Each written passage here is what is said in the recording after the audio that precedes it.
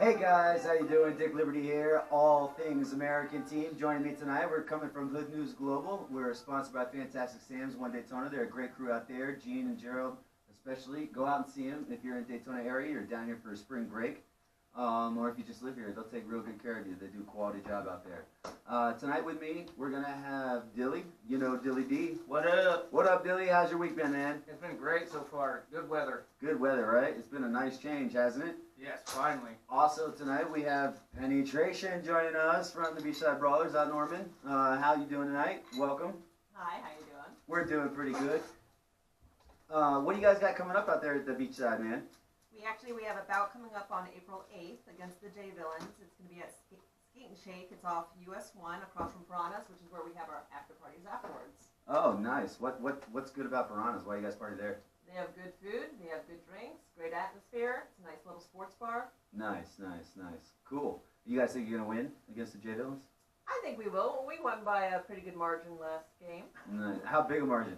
How big a margin was it, Wheel? About 350 points. I'm telling you, Yeah. Hey. Also, I want to give a shout out to Will the Beast. He's joining us tonight with Penetration. He's a great dude. I know you guys love him. He's a really funny guy. How you been, Will the Beast? What's up? I've been great. You been great. What have you been doing these days? Cleaning pools. Cleaning pools, huh? Yeah. What Nope. about finding your three-legged cat? How about that? I found Yeah. my What cat. happened with the three-legged cat, man? I know we saw it on Facebook, and I know you were in dismay, and things were looking pretty dicey for you. But what happened there? He came back. He came back. But since he's come back, he's been a complete asshole. Really? Why? How's he being an asshole? He won't sleep with me. No. No cuddles. No cuddles. No nothing. Huh? Only thing he's like meowing all the time, wanting his food. That's all he wants. You're just a And food bucket He to runs him. out the door every chance he gets. So I don't know. Maybe he enjoyed his taste of the wild so much. Right. I don't know. Maybe he wants to get back out there. So what's his nickname? Lucky? Tripod. Tripod. We all have one of those, don't we? We call him Trey. That's why. we call him Trey, huh? Yeah, he got picked on the whole time he was outside the house. Tripod. Oh, you only got one leg. Oh, three. One on the front leg. Yeah, right. One hand. Well, we got a lot of good stuff coming for you tonight. We have a special guest who reached out to us, and his name is Anthony Pete. He's the author of a book called Life is So Precious. Believe Your Impossible is Possible. This guy, I had the pleasure of talking to him. He's retired from U.S. Army. He's a veteran. He retired as a warrant officer. He's been in different areas. He spent 18-month tour in Iraq, and he's come to find God and had leadership challenges during his leadership tenure in Iraq. So he's going to be calling us. He's going to be sharing some of his stories with us. We really look forward to having him on the show, and I want to thank him in advance for reaching out, because I had a great conversation with this man. I think you guys are really going to love what he has to say. Really good guy. Looking forward to his book. And I want to open up with a quote that I found on his website, and it really touched me. It really struck me. Okay, so to give you an idea about the gentleman we're going to talk to, this is the quote that I chose to air tonight. It says, "To all the military, families, and friends, war changes everyone and everybody, overseas and back home in the States. The key to the smooth, positive healing is providing support of love that touches the heart and soul. Love heals all kinds of silent wounds in the physical and emotional world." To me, that is a very beautiful quote, because I've spent many years in combat. I know Dilly's had some combat time, and I know a lot of the vets out there who are listening to us have had extensive combat time. And he's really touching on some key issues here, because I know in my personal experience, my heart and soul feel like it's a barren wasteland from some of the things I've had to deal with. I can't speak for Dilly. I don't know if you've had experience. You want to chime in on this, Dilly? First off, that quote is phenomenal. It brings it back home. When you come back, and you see your family for the first time, it hits home. And then the hardest part for me was getting out. Yeah. And getting adjusted to the civilian life, which we've discussed detail. Yes. Especially in the gas garage. Yeah. And it's that much harder every single time. It is. But that quote right there really hits it home, and he nails it. So he knows what he's talking about. He does. And I got a really good vibe from him. We had a great conversation, like I said, and You know, there's a part of it too that I want to touch on because I've had this experience. I know Dilly D's has experience when there's a lot of vets who also come home from these long deployments to nothing, to no one to pick them up, to no one to help them carry their bags. You had to walk what, 2 miles to get somewhere one time, Dilly? Yeah, I came home Thanksgiving Day 2011. Had to walk 2 miles with all my gear for someone to come pick me up, and yeah, that's definitely the worst experience you could probably ever have. Yeah. Unfortunately. But it happens more than you would think. So That's a shame. It is. It was awful. I mean, Thanksgiving Day of all, one of the biggest holidays of the year. huge holiday. Huge holiday. Why is that? I mean, It was just a bad situation. And, I don't want to go into the details of why and how come, what for, what's done is done. I could bring my ex-wife up, I could bring my command up, I could bring all these people up. Yeah, right. And I could sit here and point fingers all day long. But what I have now is I have an awesome wife. I have 7 beautiful children. I've got a daughter that's in the Air Force now, is 21. Got my son that leaves next week on Monday for Navy. Larry, Yes, that's you, it's buddy. about time, Larry. Good job, I can't man. wait for you to get kicked out of my fucking house. congratulations, man. That's right. Good job, man. In a good way, buddy. It's been really cool watching and meeting you guys and like the way that our friendship developed, and hanging out in the gas garage. It's been really cool to get to know. Your wife is really awesome. She's very supportive. We're very, very fortunate to have such supportive wives. I will say that up front. And it's been, I wouldn't be where I am without it. I know Billy wouldn't be where he is without it. And, meeting Larry, like, your first take is like, this guy's not going to be military. It's just not going to happen, man. When me and him first talked, he goes, "Yeah, I want to join the Marine Corps." I'm like, "All right, man. Are you sure you want to join the Marine Corps?" That's what I said to him. He's like, "Yeah, I want to be a Marine." He had one of his best buddies, Zach, where he's up in Indiana with right now. Right, I remember. I met him. He came down. Yeah, he good kid. I wish he would have graduated high school. I wish he'd finish his degree because he would definitely be a badass Marine. Yeah, he is a And that would stand-up be a Marine. great I influence see for Grant Larry. all over him. And I said, "Larry, are you sure you want to do the Marine Corps?" He's like, "Well, what about the Navy or the Army?" I said, "Do the Navy. They travel more. They see more places. They get to see the cool ports. They have good duty stations. Yep.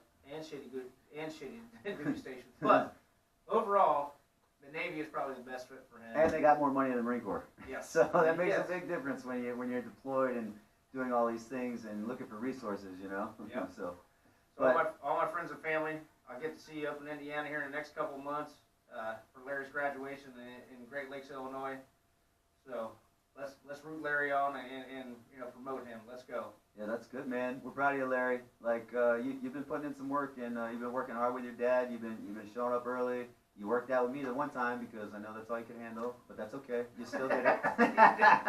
All 15 minutes. All 15 minutes of it, but you made it. You made it through. So I think you did really well, man. And I think you picked your MOS smartly, and you got your whole future ahead of you. Well, he had great company to help him with that. So. Yeah, you gave him a lot of mentorship, man. I remember sitting there. We talked a lot of hours in the gas garage about this kind of stuff. Absolutely. Yeah. So, what has been going on here in the news lately that's been bothering people? Oh, what grinds my gears? What grinds your gears, Dilly? Because I know you brought this up a little bit earlier, and I know we got a caller calling in later tonight to talk about it, but I want to give the audience a little preview.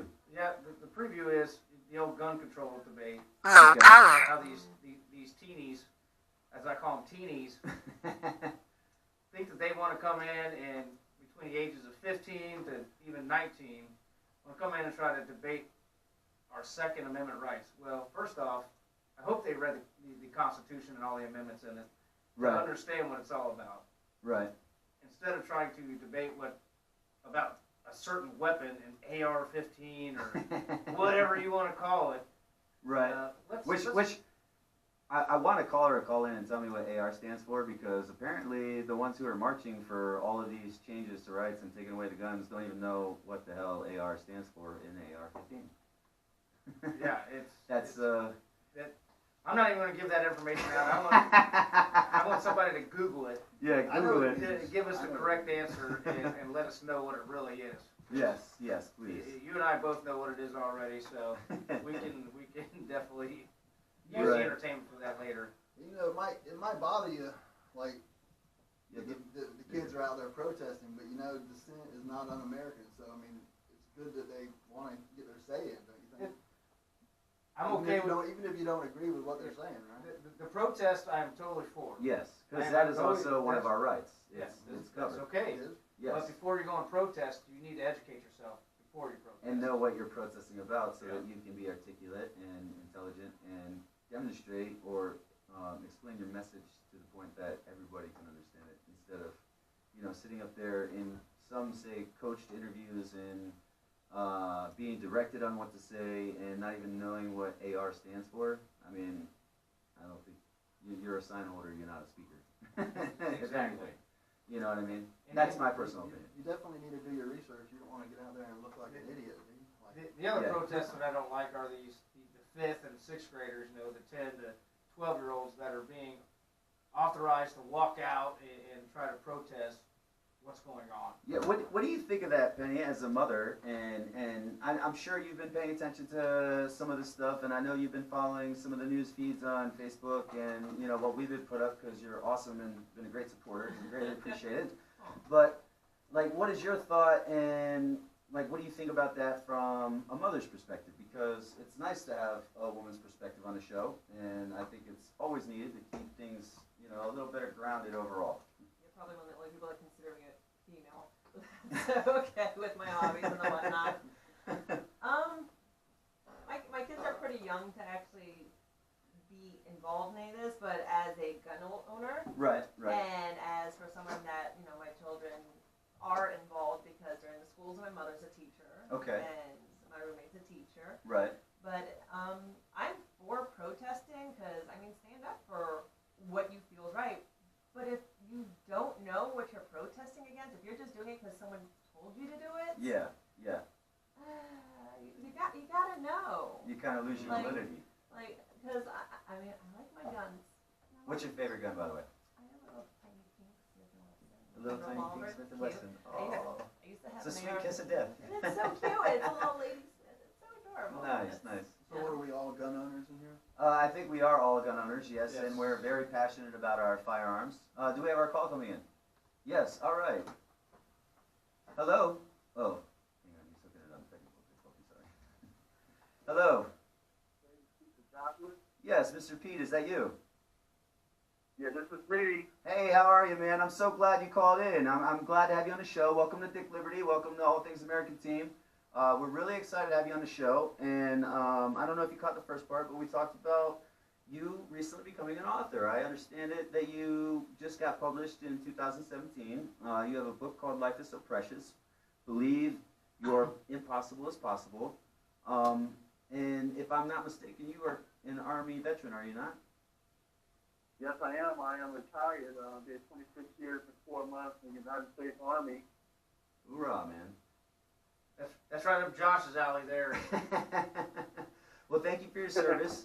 I served in the Army. I also served in the Marine Corps. I served in the Marine Corps first, so unfortunately, for some Army folk, I am fully behind the Marines. Army's great, but Marine's my first choice. Dilly D over there, he's also a former Marine, and so we both have combat time, and I understand that you have a good amount of combat time. Is that correct? Yes, I did one tour in Iraq. It was 18 months, Okay. and it was one of the most dangerous.